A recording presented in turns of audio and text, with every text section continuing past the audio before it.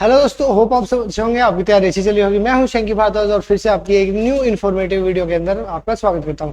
पिछली वीडियो में बहुत सारे बच्चों को क्लैरिटी नहीं आई क्या D triple S B TGT की एग्जाम डेट कब है, उसके ऊपर डिस्कस करेंगे।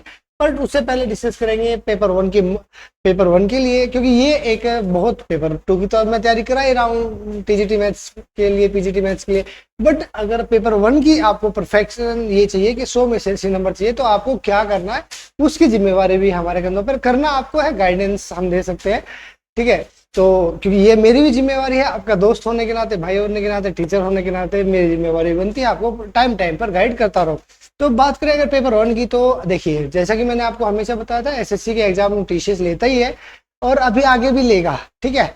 और डी ट्रिपल एस बी के भी टीसीएस लेता है। तो रिसेंटली जो भी एग्जामिनेशन हुए हैं, सीपीओ के एग्जामिनेशन हुए हैं, अब सीपीओ नो शिफ्टों में सीपीओ का एग्जामिनेशन हुआ, उसको आप कंप्लीट कर लीजिए। तो आप सीएचएसएल के देखिए मैक्सिमम अच्छी अगर आपको करना है, अभी सीएचएसएल की आंसर की आ चुकी है, तो सीएचएसएल की आंसर की को डाउनलोड कीजिए और उसके सारे सब्जेक्ट्स, चारों सब्जेक्ट्स लगा दीजिए। उसमें आप मैथ्स के अंदर बस इतना कर सकते हैं कि जो एडवांस की ज्योमेट्री के है, ट्रिग्नोमेट्री के क्वेश्चंस है, वो आप स्किप कर सकते हैं। और एडवांस के जो सेक्शन मेंशुरेशन तो है आपके सिलेबस में, और उसको कंप्लीट फॉलो कीजिए।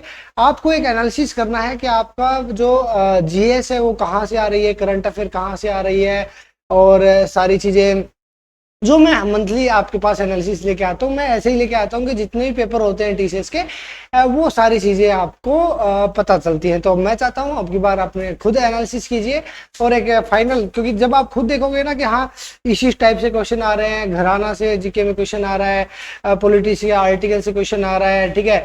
Measurement of articles in sports, मतलब बैट की लंबाई, बॉल की डायमीटर, बहुत टर्मिनोलॉजी इन स्पोर्ट्स, आपको मैंने एनालिसिस कर लिया है, बट सारा एनालिसिस कर चुका हूं। बट फिर भी मैं चाहता हूं कि आप खुद एनालिसिस कीजिए, कंप्लीट सीएचएसएल के जितनी भी शिफ्ट है उनमें से गो थ्रू हो जाइए। आपके लिए बहुत बेनिफिशियल होगा, यकीन मानिए सुपर बेनिफिशियल होगा अगर आपने सीएचएसएल की सभी आंसर की को में से गो थ्रू डेली अपना एक पेपर में से भी गो थ्रू हो गए तो लगभग वो कंप्लीट हो जाएंगे। अगर उसके बाद आप सीपीओ करना चाहते हो तो करो, ठीक है। रीजनिंग का आपके पूरे के पूरे हो जाएंगे 20 में से, मान लो कि 17-18 अगर आप सीपीओ के कर लिए 50 क्वेश्चन प्लस में आपने सीएचएसएल के कर लिए, तो समझ लीजिए 20 में से 18 आपके नंबर रीजनिंग में कहीं नहीं गए।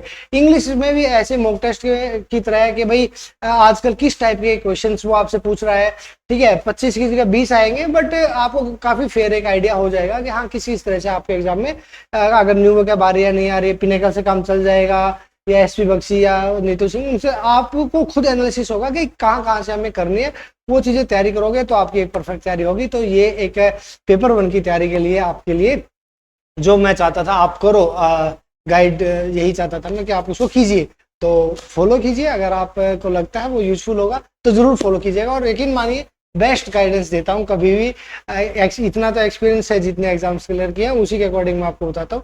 आपको पता लगता रहता है ट्रेंड्स का कि कितने महीने के आपको करंट अफेयर पढ़ना है। ज़्यादा डीप में नहीं जाना है, मैथ्स के अंदर भी ऊपर ऊपर से हमें प्रैक्टिस करनी है। जो चीज़ बहुत ज़्यादा डीप में जाओगे, क्योंकि हमें 20 में से 20 नहीं, 20 में से 17-18 आ जाएंगे, तो मैं विद इन टाइम लिमिट करके आगे चल पड़ूंगा। तो वो चीज़ें बहुत बेनिफिशियल होती है। दूसरी बात जो आपकी थी एग्जाम डेट से रिलेटेड बात ये थी कि पिछली वीडियो में देखिए जो मैंने आपको बताया था, कैलेंडर रेडी हो चुका है और वो हो भी चुका था, मैं देख भी चुका था, ठीक है। अब ज्यादा डिटेल में तो मैं नहीं बता पाऊंगा, बट देखिए जो मैंने कैलेंडर देखा उसके अकॉर्डिंग आपका पेपर पिछली वीडियो में कुछ दोस्तों की कमेंट आई, क्लैरिटी नहीं मिल पाई, शायद वो नए होंगे, जानते नहीं होंगे। तो जितना मैं आपको बता सकता हूं कि वो आपका पेपर उस कैलेंडर में टीजीटी मैथ्स का नहीं था, इसलिए मैंने आपको बोला था आपके पास सफिशिएंट टाइम है कि आपका एग्जाम सितंबर में होगा, ठीक है। गलत गाइड मैं कभी करता नहीं हूँ, जितनी अगर कोई इन्फॉर्मेशन मिलती है तो बता देता हूँ, नहीं मिलती तो गैस करने का अपना कोई इरादा होता नहीं है, ठीक है। अगर नहीं मिलती तो मैं मना भी कर देता, मुझे नहीं पता, जैसे कि आप पहले वीडियोस में देखोगे तो मैं साफ साफ मना भी करता था, मुझे नहीं पता, ठीक है। तो अब कुछ पता चला तो मैंने आपको बता दी। अब कैलेंडर कब तक आ सकता है, तो next week is the surety dates, maximum chances है आपके नेक्स्ट वीक के अंदर आपका आ चुका होगा। अब कई बार क्या होता है ना कि टीसीएस ने एग्जाम डेट्स दे दी डी ट्रिपल एस बी को, भाई यही एग्जाम डेट्स है, इसमें आपको कराना है, ठीक है। अब डी ट्रिपल एस बी का फाइनल होता है कि वो कौन कौन सा एग्जाम लेगा, कब एग्जाम लेगा, ठीक है। और वो मिक्स लेता है एग्जाम, ऐसा भी नहीं है कि लगातार सारी चीजें एक एक चलती हैं कि एक टीजीटी को पकड़ा है पीजीटी को पकड़ा वैसे ही कराता गया, नहीं। वो टीचिंग भी लेता है, नॉन टीचिंग भी लेता है, टेक्निकल भी लेता है, वो सारे करके मिक्स लेता है कि हर एक डिपार्टमेंट की तरफ से, ऐसा नहीं सिर्फ डीओई क्योंकि अलग अलग डिपार्टमेंट्स की आए हुए हैं तो उनको भी वेट रहता है। तो अलग सिर्फ ऐसा नहीं है कि कैलेंडर के अंदर सिर्फ और सिर्फ आपको पीजीटी ही देखने को मिलेगा, आपको और भी सारे चीजें देखने को आपको मिलेंगी। बट जो कैलेंडर मैंने देखा उसके अकॉर्डिंग आपका टीजीटी का पेपर आपका सितंबर में हो सकता है, अगस्त में आपका एग्जाम डेट्स नहीं थी।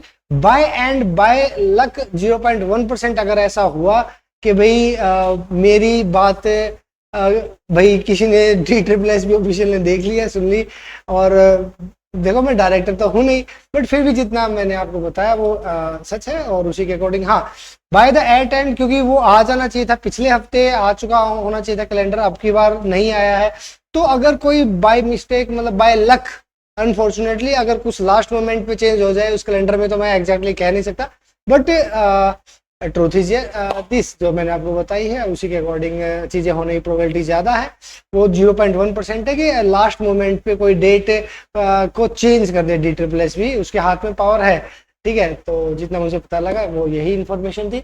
तो पेपर 1 के लिए मॉक लगाई, CHSL की सारी आंसर कीज को लगाइएगा जरूर, क्योंकि मेरा सपना आपका सिलेक्शन है, और वो तभी हो पाएगा जब पेपर 1 में भी स्कोर आपका अच्छा होगा।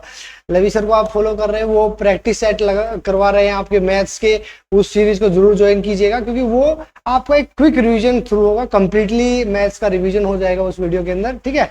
तो आप उसको फॉलो कर सकते हैं। फिर मिलते हैं कल आपसे, तब तक के लिए बाय बाय, टेक केयर, अपना और अपने परिवार का ख्याल रखिए, फिर से मुलाकात होगी, टेक केयर।